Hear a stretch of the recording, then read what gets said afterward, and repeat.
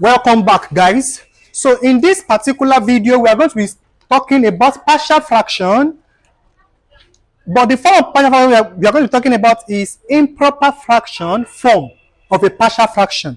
Now, I'm going to be using this general example for explanation. The question is resolve this expression into its partial fraction. So guys, let's have a solution. You will see that this form of fraction is an improper fraction. This question is an improper fraction because in this question, the denominator x squared minus 5x plus 4 is greater than the numerator 3x squared. So these are what? Improper fraction. So whenever we have a question in this form, which is representing an improper form of a fraction, whenever we want to resolve into its partial fraction, there are some methods we must do. The first method is that we should find a way to express this improper fraction to another form, which can be a proper and simplified form. But how are we going to do that? We are going to be doing that by reduction method. So this reduction method will bring about the idea of division of polynomial. So the first thing I'm going to do now, guys, is that I'm going to divide this numerator by this denominator. How am I going to do that? This is what I'm going to do. So I'm going to be using the idea of polynomial to do this. So I will do something like this.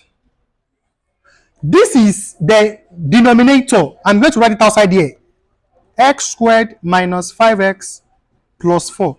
And this is the numerator. This numerator, I'm going to write this inside here. So this simply means that I'm using this denominator to divide this numerator. That is to say, the numerator is being divided by the denominator.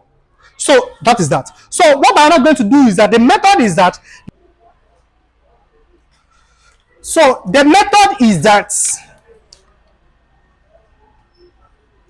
this is the denominator that I'm using to divide. I write it here.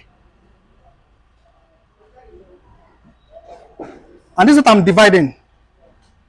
So remove x squared from 3x squared. You know, it's something I'm doing 3x squared divided by x squared. X squared removed from x squared, it remains 3. So if I should remove x squared from 3x squared, it's going to remain 3.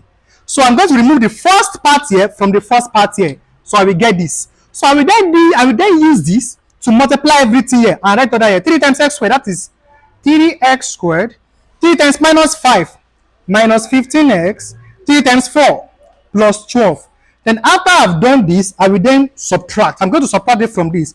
If I should do 3x squared minus 3x squared, I'm going to get 0. So I can just erase this. So I can just say plus 0x plus 0. So I will then do 0x minus 15x is going to remain 15x. 0 minus plus 12 is going to remain minus 12. So after I've done these steps, after I've used this first part to divide the first part here, I got this.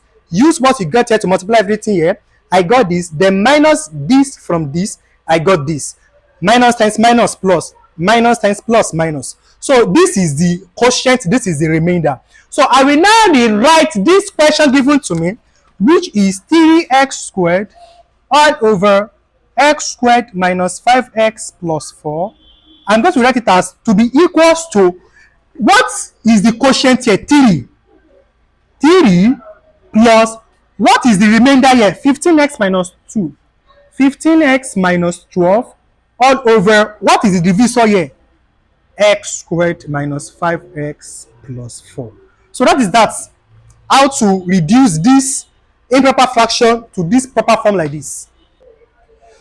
So therefore, guys, you know, I've reduced this improper fraction to this form. The next thing I will now do is that I will now use the linear denominator method to what? To simplify this second part. So therefore, guys, I'm going to do it as 15x minus 12 over x squared minus 5x plus 4 will be equals to, now this denominator is a linear, the denominator can be factorized easily.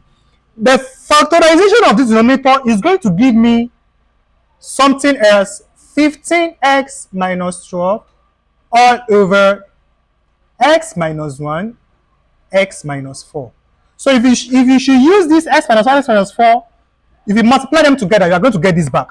So that is that about that, guys. So guys, after I've written this part as this, and we then use the general form of linear denominator method to re-express this. Then this will now be written as a over x minus 1 plus b over x minus 4.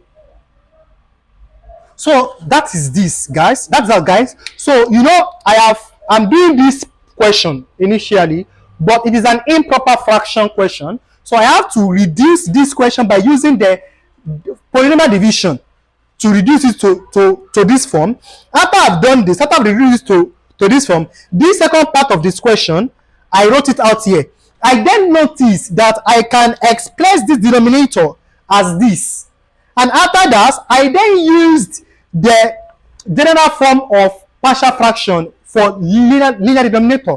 That is, this expression can be rewritten in its partial form as this: a over the first thing here plus b over the second thing here.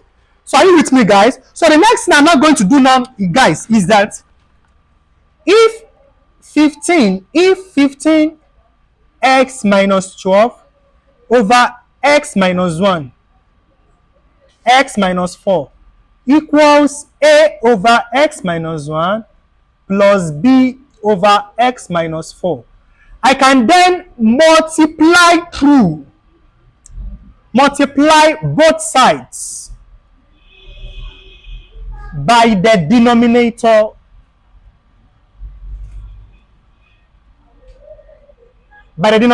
x minus 1, x minus 4, x minus 1, x minus 4. So if I should multiply this expression by x minus 1, x minus 4, I'm going to get this one returns to 15 x minus 12. If I should multiply this by x minus 1, x minus 4, this expression returns to a x minus 4. If I should multiply this one by x minus 1, x minus 4, this one returns to b x minus 1. So I'm going to get this expression. So once I've gotten this expression, I can then simplify further to get the value of my a and b. So guys, if 15x minus 12 is equals to this, then what are we now going to do? We are going to get the value of a, we get the value of b. In order to get the value of a, we are going to eliminate b. In order to get the value of b, we are going to eliminate a. If you want to eliminate a, we are going to equate x minus 4 to 0. If you want to eliminate b, we are going to equate x minus 1 to 0. We are going to say if x minus 4 equals 0, then x is equals to 4. Then substitute. So if I substitute x minus 4 into this equation, I'm going to get it as 15 times 4 minus 12 is equals to a 4 minus 4 plus b 4 minus 1. 15 times 4, that is 60. That is 60 minus 12 is equals to, this one will be 0 because 4 minus 4 is 0, plus b 3b. So guys, what is 60 minus 12? That is 48. So that is 48 is equals to 3b. Then our b should be equals to, that is 16. Our b should be equals to 16. So after we've gotten our b, we will also say that if x minus 1 equals 0, x will be equals to 1, then substitute.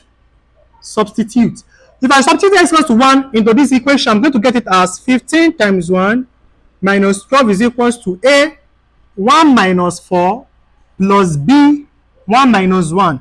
So 15 times that will be 15 minus 12 is equals to 1 minus 4 is minus 3. Minus 3a plus 0, because this will be 0. 15 minus 12, that is. So guys, from this point, 15 minus 12 is going to give me 3. Is equals to minus 3a. Then my a will be equals to minus 1.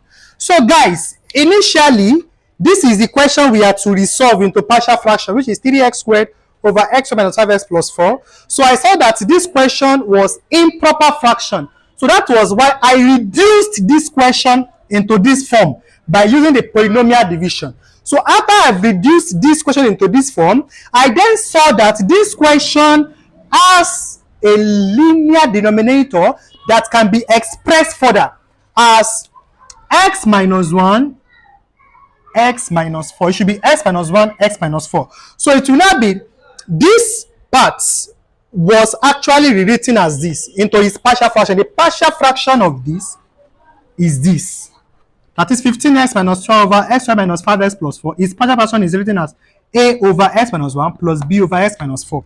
So therefore, since my a is equals to minus 1, so it will be minus 1 over, this one should be x minus 1 plus 16 over b is 16 over, and that is x minus 4. So guys, this is the what? Final answer. So once we've understood this, it is not compulsory to use this long method in solving the equation. We can also use trick if you're doing CBT exam or OBG exam. So let's use trick in solving this question. So guys, we are going to be solving this question